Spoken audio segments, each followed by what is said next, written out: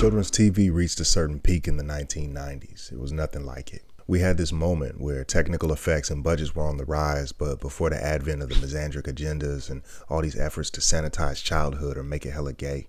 Besides classic cartoons, Nickelodeon's 1994 Saturday Night Snick lineup had something special, like a Saturday Night Live for kids called All That. All That featured a multiracial cast, but from top to bottom, black culture oriented the show. From the theme song to the musical guests and urban set design, all the way down to these two brothers.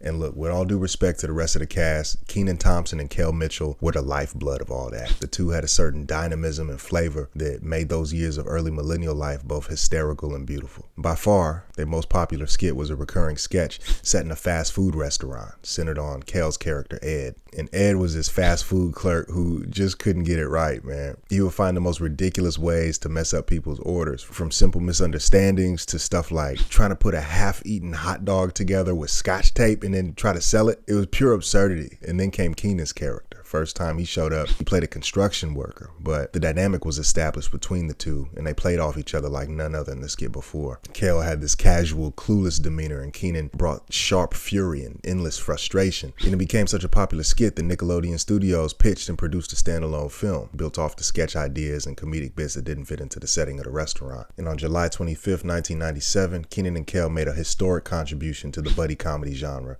with the film Good Burger. And however you want to slice it, pun intended, Good Burger was what you would call a stoner movie, but it was for kids. The writers crafted this plot with mystery and intrigue, drama, a little bit of romance, and wrapped it with Kenan and Kel's on-screen charisma and screen presence.